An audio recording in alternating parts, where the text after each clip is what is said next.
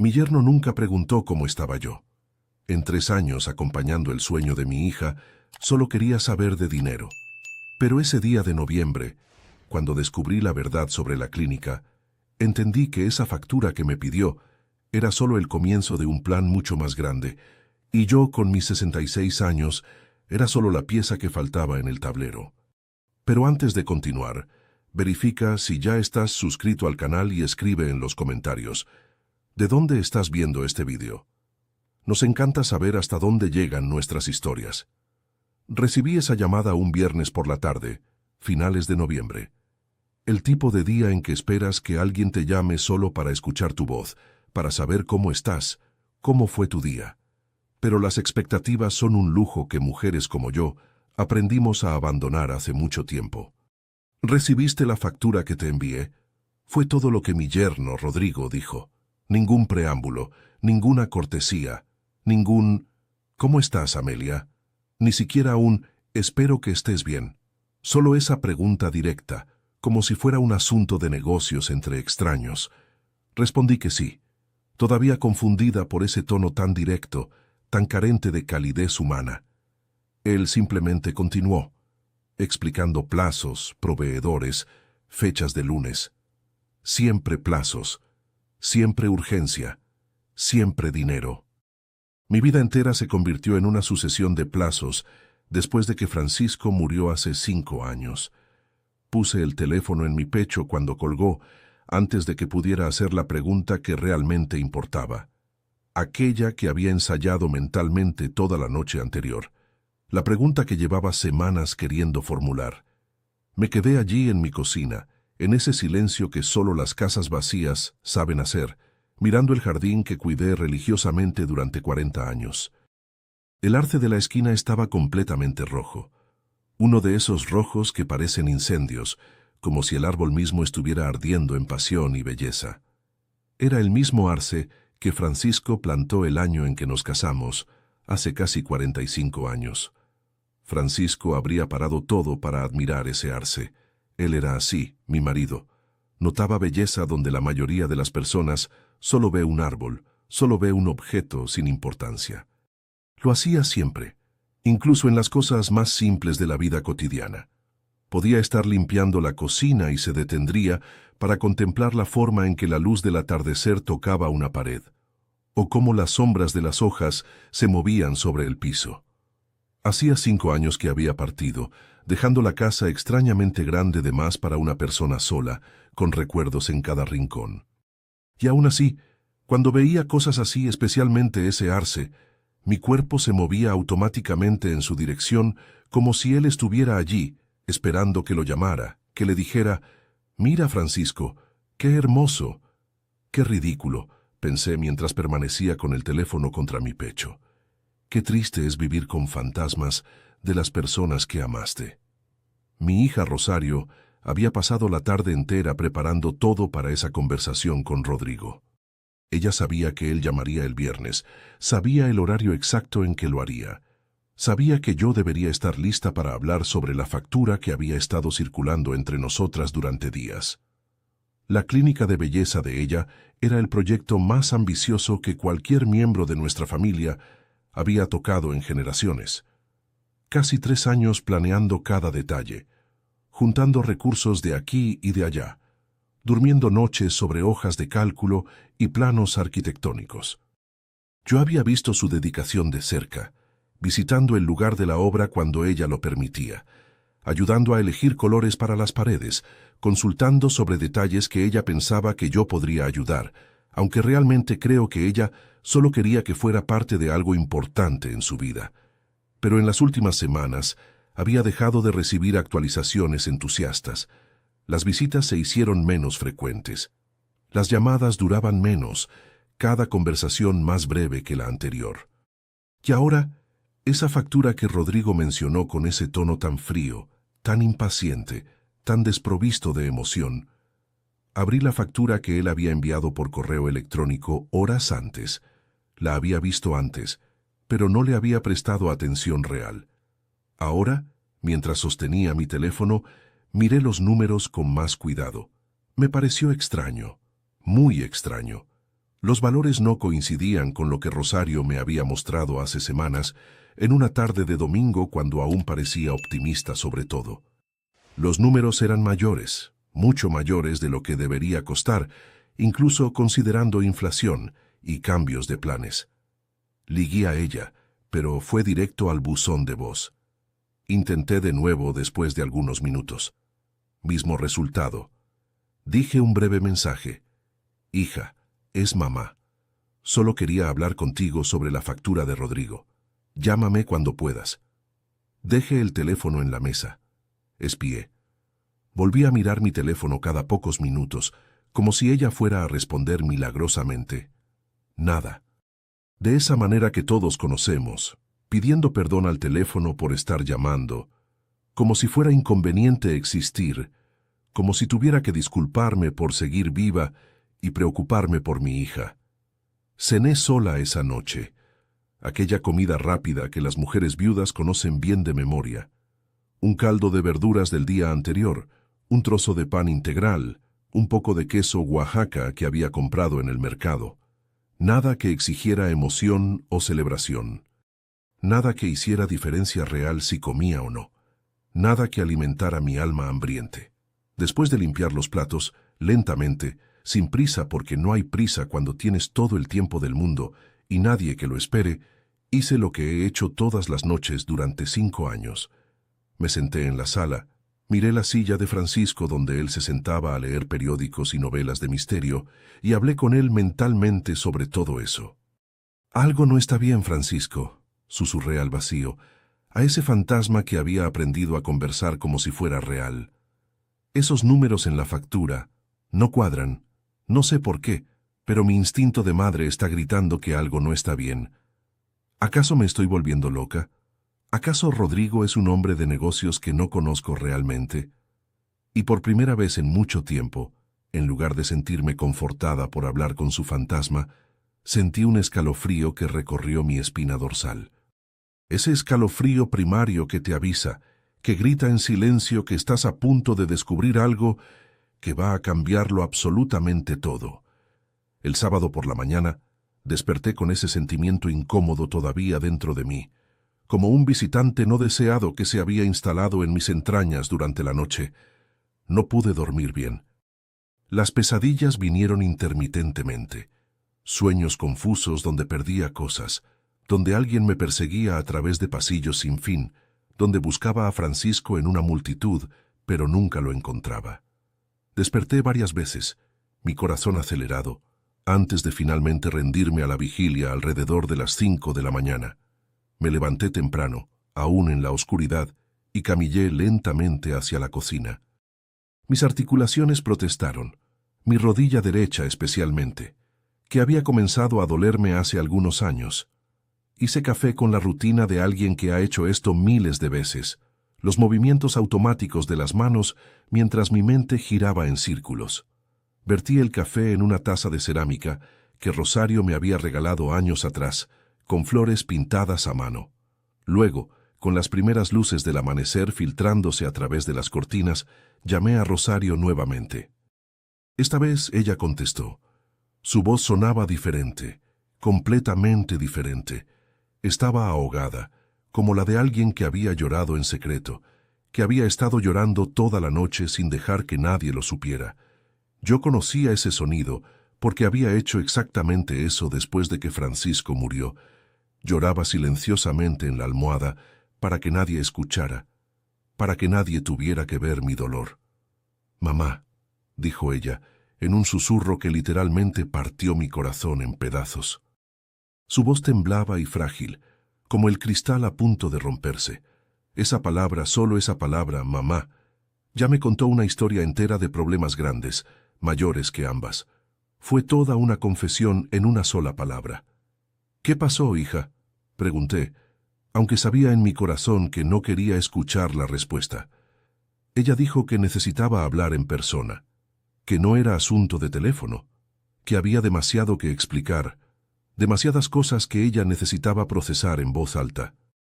Y yo, que tengo 66 años y ya he pasado por bastante en la vida, para saber cuándo llega el momento de dejar todo de lado, de sentarse sin juzgar y simplemente escuchar lo que duele.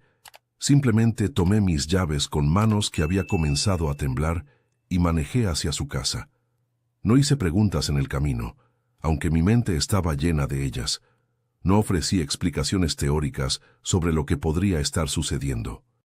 Simplemente manené el coche a través de las calles de la ciudad, pasando mercados que abrían, vendedores de pan dulce en sus puestos, personas comenzando sus días normales, ignorantes de los dramas que se desarrollaban en sus alrededores. Rosario sabía que estaría allí. Siempre supo que estaría allí, que vendría sin importar la hora, sin importar lo que estuviera haciendo, porque eso es lo que hacen las madres. Venimos. No hacemos preguntas, simplemente venimos. Cuando entré en su casa, el silencio fue lo primero que noté. Un silencio pesado, denso, que sugería conflicto reciente. Rodrigo estaba sentado en la sala, con los brazos cruzados sobre su pecho, su mandíbula apretada, su expresión cerrada como una puerta de acero. Él no se levantó para saludarme como habría hecho un hombre civilizado. Solo asintió brevemente, un gesto de reconocimiento mínimo que no tenía calidez alguna. Rosario apareció de la cocina con 2 tazas de café en las manos, el café que había preparado probablemente en anticipación de mi llegada. Ella sabía que yo necesitaría algo en mis manos, algo en lo que enfocar mi atención. La manera como ella me miró, con esos ojos que tenía desde que era pequeña, esos ojos que me buscaban buscando salvación, me dijo que mi hija estaba viviendo un pesadilla que apenas podía comprender y que necesitaba a alguien para presenciarlo, para validar que era real. La clínica podría no abrir en el plazo establecido, dijo Rosario, yendo directo al corazón del problema, sin preámbulos, sin preparación. Parecía que había practicado estas palabras 1000 veces. Tenemos inversionistas esperando, mamá. Inversionistas que pusieron dinero real, dinero que confié en que sería bien utilizado. Y ahora, Rodrigo la interrumpió bruscamente, insertándose en la conversación como un intruso. Dijo que había cuestiones financieras complejas involucradas. Dijo que había invertido más de lo planeado porque había complicaciones que nadie podía haber anticipado. Dijo varias cosas en un tono que no admitía discusión, que no permitía cuestionamiento, que clausuraba toda conversación genuina antes de que pudiera siquiera comenzar. Su voz era dura, impaciente, como si tuviera cosas más importantes que hacer que explicarme qué estaba pasando. Mi hija simplemente miraba hacia abajo, sus manos tiritando ligeramente, como si hubiera fracasado en algo sagrado, algo que la definía como persona. Ella que había trabajado tan duro, ella que había soñado con esta clínica desde que era una joven de 30 años, ahora estaba sentada aquí, destruida. Aquel era el momento en que cualquier madre, cualquier abuela, cualquier mujer de 66 años que tiene recursos, diría que ayudaría, que daría el dinero, que sacrificaría sus comodidades en la vejez, porque la familia es lo primero, porque eso es lo que haces, porque eso es lo que siempre se espera de las mujeres, que sacrificamos, que damos, que anteponemos a otros antes que a nosotras mismas. Yo tenía algunos recursos guardados, nada grande, nada que cambiaría el mundo, pero algo. Dinero que había ahorrado durante años, que había puesto a un lado para mi seguridad en la vejez. Francisco había dejado un seguro de vida pequeño, apenas lo suficiente para ayudar con los gastos iniciales después de que murió, pero lo que no gasté, lo guardé cuidadosamente. Yo había sido frugal durante años, casi obsesivamente controlada con mis gastos, esperando nunca tener que gastar demasiado, nunca tener que depender de nadie. ¿Cuánto?, pregunté, así de simple, así de directo. No había punto en dilatar esto. Rodrigo me dio un número grande. Un número que no era pequeño, que no era el tipo de número que das así casualmente, a una anciana, a una viuda sola. Era el tipo de número que cambia vidas, o las termina. Era el tipo de número que hace que tu corazón deje de latir por un segundo. Mi corazón aceleró, definitivamente aceleró, pero yo mantuve mi voz firme, controlada, el tipo de voz que usas cuando necesitas que otros te tomen en serio, cuando necesitas parecer como si supiera qué estaba haciendo. ¿Que ustedes me están pidiendo que les preste este dinero?, pregunté. Crucé mis manos en mi regazo para que no vieran que temblaban. Hubo un silencio que duró demasiado tiempo. Rosario comenzó a llorar de verdad, no discretamente, sino sollozos de alguien que estaba llegando a su límite emocional. Rodrigo miró hacia la ventana, su mandíbula apretada, su expresión cerrándose aún más si era posible. «No exactamente, Amelia», dijo él, y aquel «no exactamente» sonó como el peor paso en falso que podría haber cometido. Fue el tipo de frase que te dice que algo mucho más oscuro se está sucediendo debajo de la superficie. Ese momento fue cuando todo comenzó a tener sentido de una manera enferma y clara. Ese «no exactamente» era el preludio de todo lo que vendría. Era el punto de inflexión donde la inocencia moriría y la estrategia nacería en su lugar. Era el momento donde yo comenzaría a ver a mi yerno no como familia, sino como lo que siempre había sido, un depredador. Porque una mujer que vivió 66 años, que crió hijos, que enterró al marido, que cuidó de casa y jardín durante décadas, que vio crecer a sus nietos, una mujer así sabe exactamente cuándo está siendo manipulada.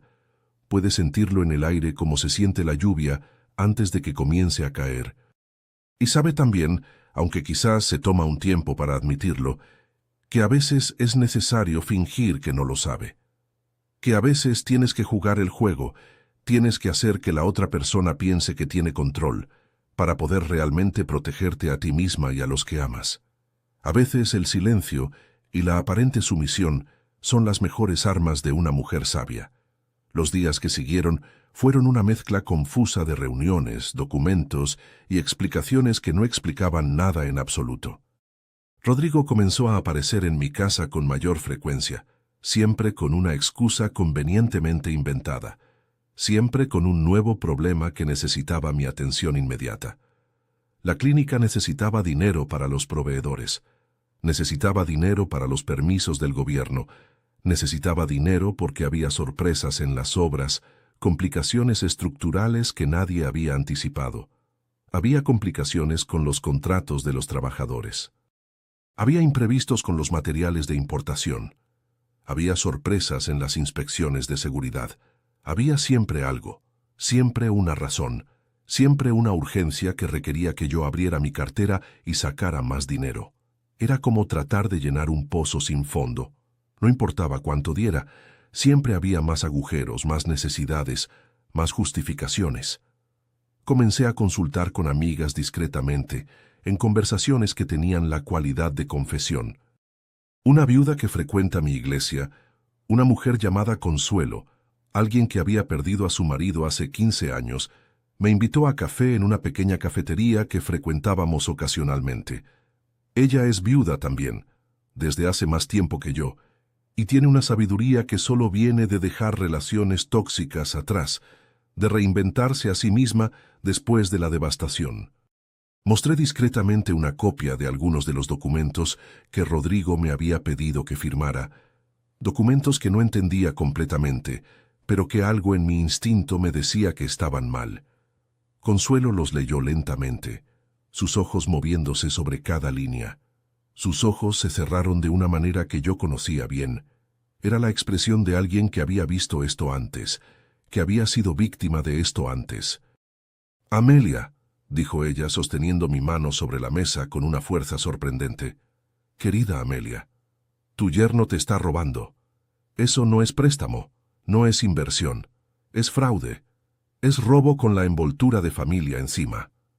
Las palabras cayeron como piedras en un pozo profundo y resonaron.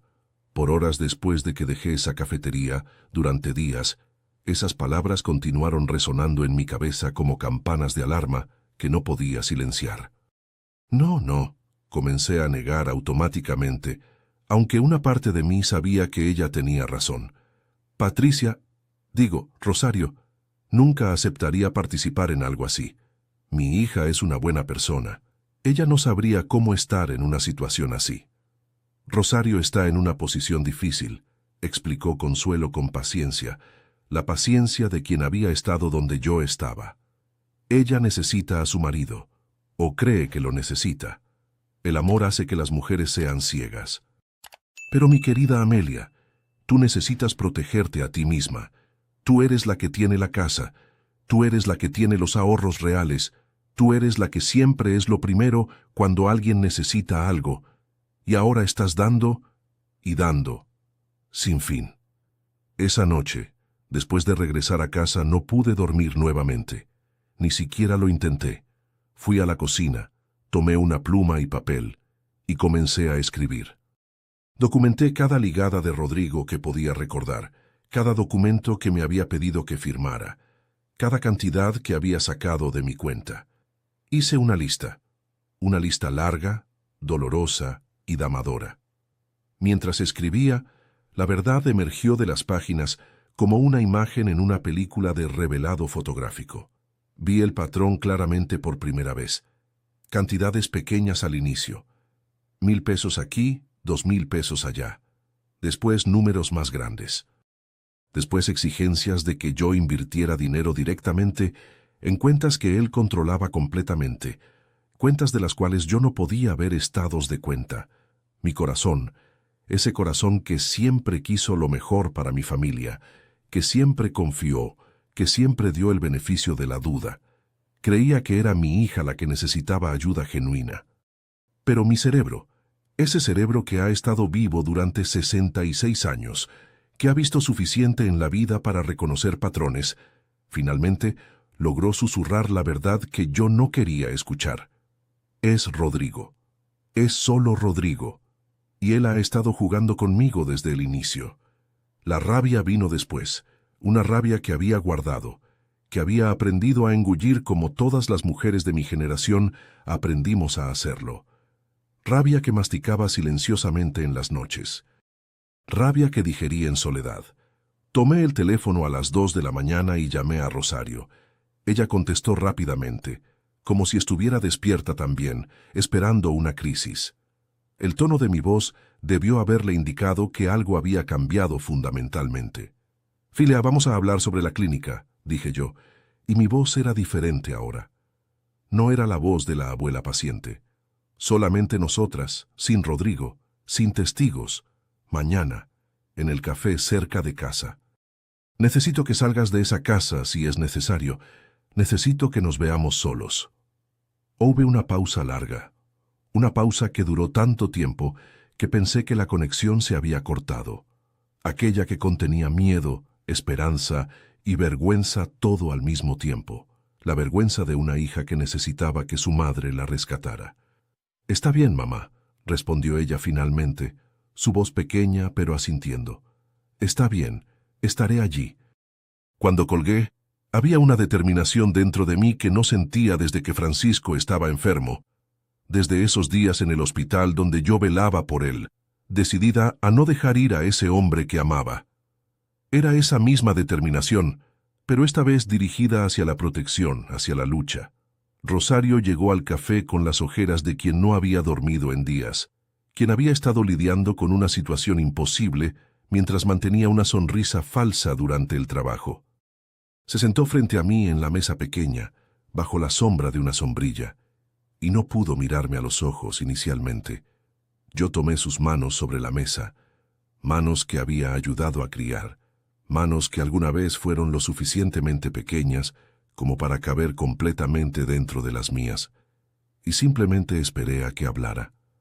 No la presioné, sola estuve allí, presente. Él dijo que sería una inversión, comenzó ella, y esa primera frase ya era una confesión completa. Podía escuchar toda la historia en esas palabras. Al principio era legítimo, mamá. La clínica realmente es un proyecto real. Los proveedores existen, los contactos son verdaderos. Yo llamé a algunas de estas personas, verifiqué, hablé directamente con ellos. Pero entonces... Pausó. Respiró profundamente. Pero entonces... Eso pero entonces, que lo cambia todo en una vida. Pero entonces él comenzó a pedir más, cada semana más. Dijo que había complicaciones de las que yo no sabía. que inversionistas se habían retirado, que teníamos que pagar multas por retrasos, que sin más dinero todo se desplomaría y yo estaría en deuda con estos inversionistas por el resto de mi vida. Las lágrimas comenzaron a correr por sus mejillas. Ella las limpiaba automáticamente, como si se avergonzara de ellas. Y cada vez que cuestionaba los números, que decía que no entendía, él me decía que era para proteger nuestro futuro, que una vez que la clínica abriera, seríamos millonarios. Que tú deberías estar agradecida por tener un yerno inteligente cuidando de nosotras. Sentí una onda de calor que recorrió mi cuerpo entero, desde la cabeza hasta los pies. Ese tipo de calor primario, instintivo, que sientes cuando ves una serpiente en tu casa. Ese que te hace estar alerta, peligrosa, capaz de hacer cosas que normalmente no harías. Rosario, dije suavemente pero con una firmeza que la sorprendió. ¿Cuánto dinero has dado tú misma? De tu cuenta, de tu salario. Ella me dijo una cifra que era prácticamente todos sus ahorros de 5 años de trabajo duro como asistente en una clínica de medicina. ¿Y cuánto me pidió Rodrigo que diera yo?, pregunté, aunque ya conocía la respuesta. Ella me dio el número exacto que yo había anotado la noche anterior en mi lista de dolor. Junté esos números, sumé mentalmente. Y cuando vi la cifra total, entendí exactamente qué estaba pasando. Rosario, dije soltando sus manos pero manteniendo contacto visual, sabes que él no va a parar, ¿verdad? Que él va a continuar pidiendo cada vez más. Que este dinero que pide nunca será suficiente porque el patrón es que siempre hay una crisis nueva. Siempre hay una razón. Ella movió la cabeza, sus ojos cerrados como si quisiera simplemente desaparecer, como si la verdad fuera demasiado grande para soportar. Porque, continué, él no está construyendo una clínica, está construyendo una trampa alrededor de ti, una trampa donde tú estés tan endeudada, tan implicada, tan avergonzada de lo que ha pasado, que no puedas irte, donde yo esté tan comprometida financieramente que tenga que seguir dando, porque si no doy, el que sufre es mi hija. Rosario comenzó a llorar más fuerte. ¿Qué quieres hacer?, pregunté entonces. Porque esto se está poniendo peligroso, para ti, para mí. Necesitamos ayuda profesional, necesitamos un plan, necesitamos entender exactamente qué estamos enfrentando.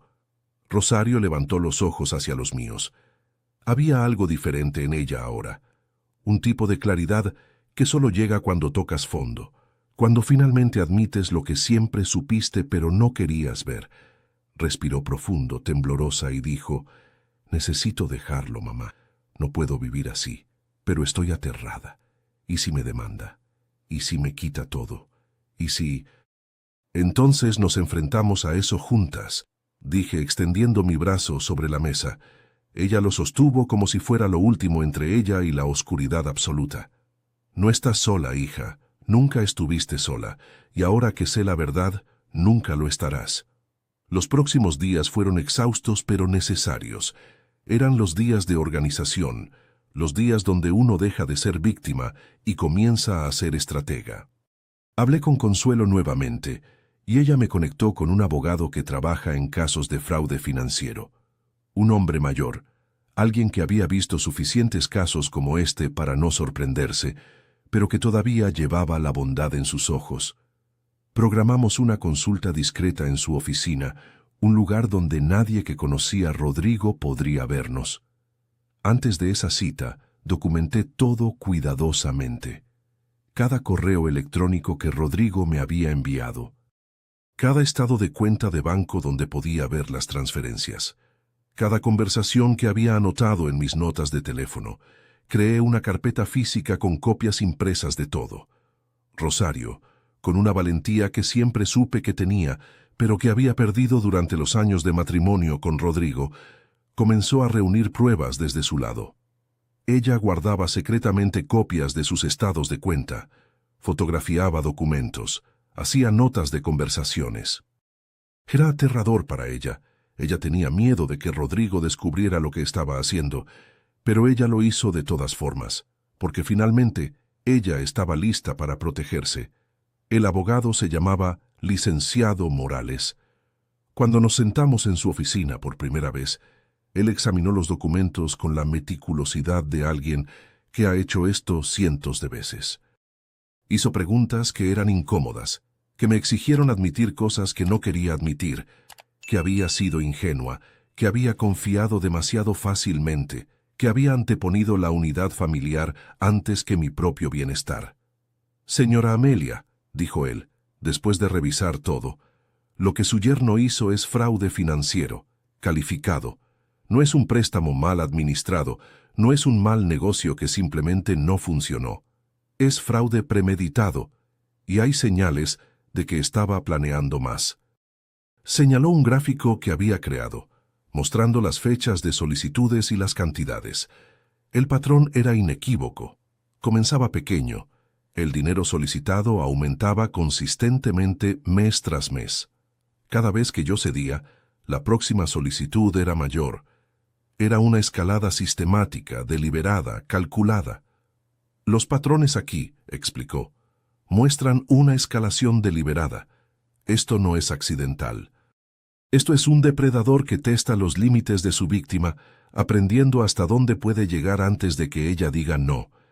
Y cada vez que ella cede, él presiona más fuerte. Rodrigo se había vuelto más codicioso conforme yo cedía. Cada simio lo hacía más confiado, más audaz, más descarado. Él nunca habría comenzado pidiendo lo que pidió al final si no hubiera visto que yo era alguien dispuesta a ceder.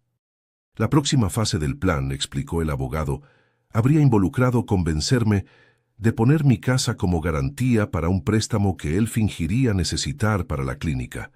Una casa que debería ir a mi hija cuando yo muriera, una casa con más de 40 años de recuerdos, estaba a punto de desaparecer.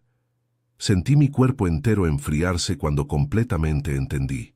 Esa casa, mi jardín, las habitaciones donde mis hijos crecieron, el comedor donde Francisco y yo compartíamos café cada mañana, la habitación donde Francisco murió, con las cortinas que a él le gustaban, con sus fotografías aún en las paredes. Todo estaba en peligro porque había sido demasiado amable, porque creí que la familia todavía significaba algo sagrado, porque no quería ver la verdad frente a mí. «¿Qué hacemos ahora?», pregunté al abogado, y mi voz salió tan pequeña que él tuvo que inclinarse para escuchar. «Ahora», dijo él con una tranquilidad que fue reconfortante, «te proteges a ti misma. Es hora de defenderte».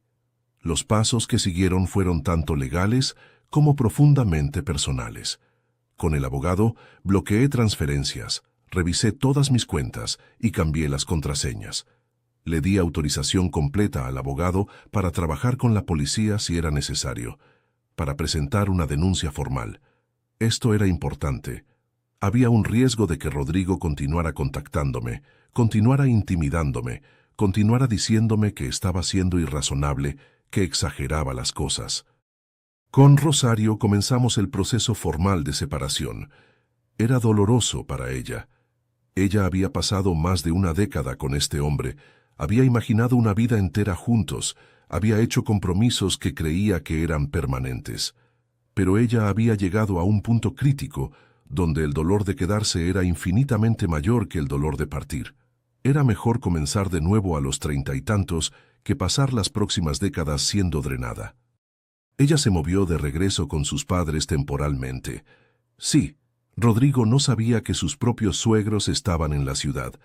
Ella se quedaba con su madre, salía temprano al trabajo, regresaba tarde, construía su red de apoyo nuevamente.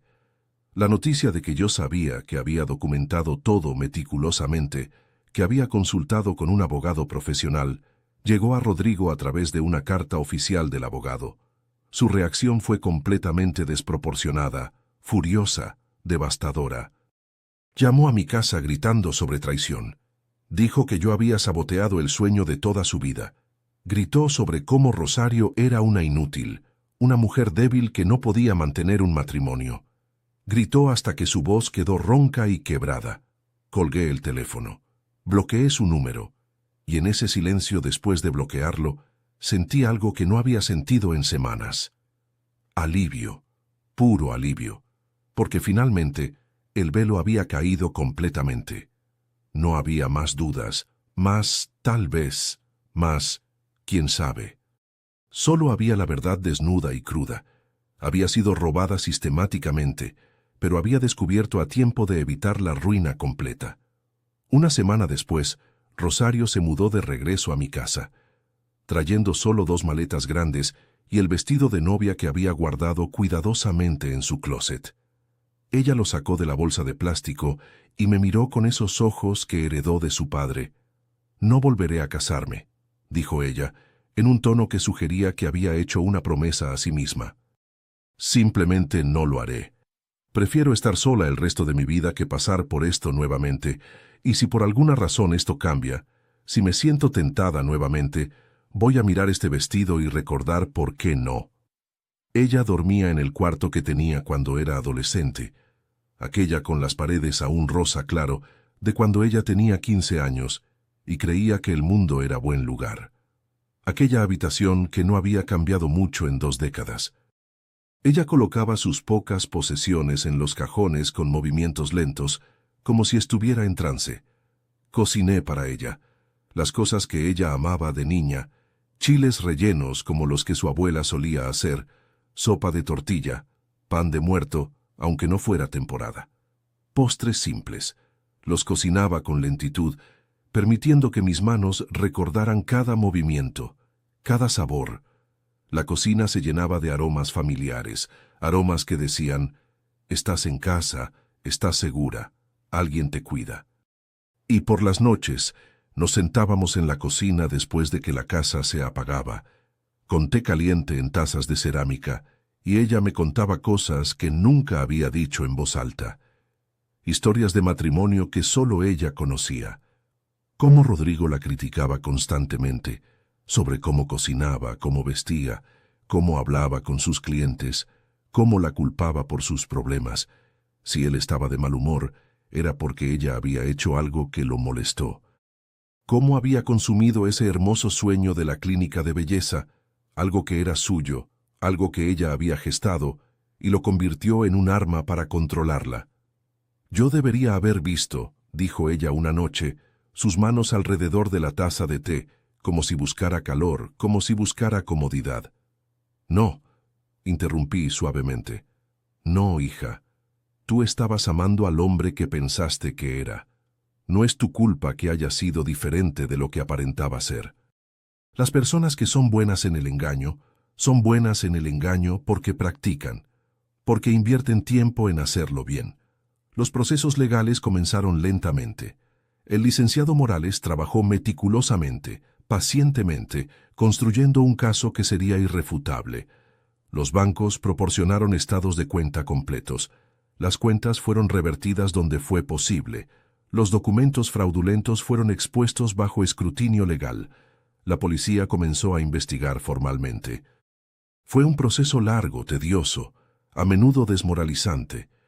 Y Rodrigo, incapaz de intimidar a una viuda de 66 años, que finalmente había encontrado su columna vertebral de acero, desapareció. Literalmente. Salió de la ciudad silenciosamente, dejando solo rastros digitales para que la policía lo siguiera. Rastros que sugerían que continuaba sus actividades fraudulentas en otras ciudades. Rosario necesitó terapia. Muchos meses de conversaciones difíciles, donde aprendió que el amor no es excusa para el abuso, que la protección no es control, que un matrimonio debería hacerte más grande como persona, no más pequeña. Su terapeuta era una mujer comprensiva que nunca culpó a Rosario por no haber visto lo que Rodrigo era. En su lugar, ayudó a Rosario a reconstruir su sentido de autovalía. Y yo durante esos meses aprendí algo profundo sobre mí misma, que quizás siempre había sabido pero nunca había articulado completamente. Aprendí que las mujeres viudas frecuentemente son vistas como bancos de sangre, como extensiones de nuestras utilidades anteriores, como recursos para ser explotados. Pero también aprendí que tenemos el derecho absoluto de colocar límites, de decir que no, de proteger lo que es nuestro. Que el envejecimiento no nos hace indefensas, quizás nos hace más peligrosas, porque finalmente tenemos lo suficientemente poco que perder. 6 meses después, La clínica de Rosario finalmente abrió. No fue con la inversión de Rodrigo. Esos fondos fueron confiscados como evidencia. No fue con los planos elaborados que él había vendido tan lindamente durante esos años. Fue más pequeña, más íntima, más genuina. Rosario había trabajado con diligencia para obtener un préstamo legítimo basado en su propio trabajo, sus propias calificaciones, su propia experiencia profesional. No fue fácil. Los bancos son escépticos con mujeres que terminan relaciones, con negocios que comienzan después de una crisis. Pero ella persistió. Ella habló con gerentes de banco, presentó su plan de negocios revisado, mostró su educación, demostró sus habilidades. Abrió en un espacio más pequeño de lo que originalmente había soñado, pero era suyo, con proveedores reales que ella conocía personalmente, que ella había verificado, con un equipo de mujeres fuertes que ella había reclutado cuidadosamente. Otras mujeres que habían pasado por divorcios, por reconstrucción, por segunda oportunidades. El día de la inauguración, ella me pidió que cortara la cinta. Allí estaba yo con mis 66 años, una viuda que casi había sido completamente despojada de su legado, sosteniendo unas tijeras ornamentales, rodeada de mujeres que creían en mi hija, amigos, clientes, otras profesionales. Cuando pasé esas tijeras por el tejido rojo y escuché el sonido del desgarre, sentí algo dentro de mí cicatrizar también. Recuperé la mayor parte de mi dinero. No todo, porque la policía aún tenía casos en proceso y había activos que fueron confiscados.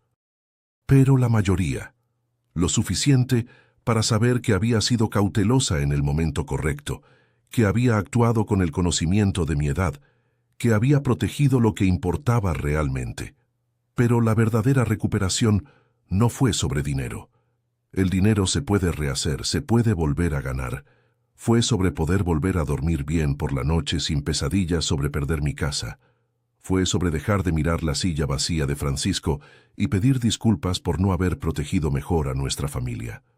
Fue sobre entender que confiar en las personas siempre tiene un riesgo inherente. Pero vivir en constante miedo no era la solución. Fue sobre encontrar un balance entre la vulnerabilidad necesaria para amar y la vigilancia necesaria para no ser destruida. Rosario y yo reanudamos ese hábito sagrado de café los sábados por la mañana. Los mismos lugares, a veces las mismas mesas. Y lentamente, semana tras semana, ella comenzó a parecer mi hija nuevamente. No la versión que había sido antes. Esa versión murió cuando Rodrigo la hizo creer que no valía nada. Pero una versión nueva, más fuerte, más sabia, que sabía exactamente cuál era su valor. Aquella que tenía sueños, pero sueños más realistas ahora. Que tenía esperanza, pero una esperanza que no era ingenua. Que no fingía estar bien cuando no lo estaba. Ella aprendió a decir, «Mamá, hoy es un día difícil». Y en esos días yo estaba allí, simplemente presente, simplemente escuchando. Hoy, casi un año después, estoy nuevamente en mi jardín. El arce de la esquina continúa siendo hermoso, rojo en algunos momentos cuando es otoño, verde en otros cuando es primavera, siempre cambiando conforme a las estaciones naturales de la vida. Tengo 66 años, no hay transformación mágica. Mi cuerpo todavía duele en las mañanas frías. Mi cara todavía muestra los años de vivencia. Cada línea es un mapa de donde he estado. Mi disposición sigue siendo la de alguien que trabajó toda la vida, que nunca pidió nada que no mereciera, que siempre dio más de lo necesario. Pero algo dentro de mí es profundamente diferente ahora. Es como si hubiera muerto una versión de mí misma y hubiera nacido una versión nueva, más fuerte, más capaz. Aprendí que las mujeres de mi edad no somos los finales de las historias. Somos los giros inesperados. Somos aquellas que nadie se espera que luchen. Somos la razón por la que los villanos subestiman a sus adversarios, porque hemos sido entrenadas toda nuestra vida para ser agradables, para ser sumisas, para aceptar injusticia con gracia. Pero cuando finalmente decidimos que ya no lo haremos, nos convertimos en fuerzas de la naturaleza. Aprendí que la amabilidad es una fortaleza, pero tiene límites definidos, y que reconocer esos límites no nos hace malvadas. Aprendí que decir que no a alguien que amas no es egoísmo, es supervivencia. Rosario dice que quiere expandir la clínica, esta vez con inversionistas reales, contratos verificados por abogados, consultoría profesional en cada paso. Y ella quiere que sea parte del proceso, no para dar más dinero, esos días terminaron, sino para dar consejo, para ser esa voz que hace las preguntas difíciles, para ser el filtro que examina cada situación antes de que ella se comprometa. Y acepté. Porque a los 66 años descubrí que tengo valor que va mucho más allá de mi cuenta bancaria. Mi experiencia vivida tiene valor. Mi capacidad para ver patrones, para reconocer manipulación, para proteger a los que amo, eso tiene valor incalculable. Rodrigo está fuera de nuestras vidas, probablemente estafando a otras personas en alguna otra ciudad, en algún otro país, construyendo nuevas mentiras sobre nuevas clínicas, nuevos sueños que él nunca tenía intención de hacer realidad. No pienso en su rehabilitación, porque él no la buscó, no mostró arrepentimiento, no pidió perdón. La policía todavía lo busca en varios países, pero para Rosario y para mí, él ya es solo un personaje secundario en una historia que aprendimos a contar de forma completamente diferente. No es la historia de una madre y una hija que fueron estafadas. Es la historia de una madre y una hija que fueron atacadas, que fueron manipuladas, que fueron heridas, pero que se pararon nuevamente. La historia no es sobre ser robada, es sobre ser asaltada por alguien que se suponía era familia, y después, con mucho dolor y trabajo, aprender a no permitir que nadie invada los espacios sagrados de tu vida nuevamente, sin volverse amargada, sin volverse cerrada, simplemente siendo más prudente. Es sobre una hija que encontró coraje a los 30 y tantos años, en medio de la devastación, para dejar a alguien que la estaba destruyendo. Es sobre una madre que encontró fuerza a los 66 años, en un momento cuando se suponía que debería estar desapareciendo discretamente hacia la vejez. Debo decir, la sociedad no nos prepara para esto, no prepara a las mujeres a ser fuertes en la vejez, no prepara a nadie para la posibilidad de ser traicionado por familia, pero aquí estamos, vivas, presentes, intactas donde importa. A veces, todavía hablo con Francisco en mi jardín, especialmente en las tardes cuando el sol está bajando y todo es tranquilo, pero ahora cuando cuento cosas, cuento sobre victorias, cuento sobre cómo Rosario se levantó de la ceniza y construyó algo hermoso. Cuento sobre cómo yo no lo perdí todo, cuento sobre cómo aprendí a pelear, y le digo a su fantasma, tenías razón, Francisco, ese arce era bellísimo, y también tenías razón al decir que yo era más fuerte de lo que creía. Me tomó 66 años y una traición devastadora para finalmente escuchar, pero lo escuché. Y aquí estoy, aún de pie. El dinero regresa a nuestras vidas lentamente, gradualmente. Los árboles continúan creciendo, año tras año, produciendo frutos. Los hijos cicatrizan. Y las mujeres viudas, frecuentemente olvidadas por la sociedad, frecuentemente vistas como repuestos, frecuentemente subestimadas, con frecuencia resultan ser exactamente lo que era necesario para enseñar una lección importante. No estamos aquí solo para servir. No estamos aquí solo para amar sin límites. Estamos aquí para proteger, especialmente a nosotras mismas. Estamos aquí para decidir. Estamos aquí para ganar. Y la vejez, cuando finalmente llega, puede ser la mejor arma que una mujer nunca espera tener. Ahora, si te gustó esta historia, dale like, suscribirse y dime en los comentarios cuál parte te dejó con la boca completamente abierta. Y no olvides convertirte en miembro para tener acceso a vídeos exclusivos que no publico aquí en la plataforma. Te espero allá, en la comunidad. Gracias por estar aquí. Gracias por escuchar historias de mujeres que finalmente encontraron su voz.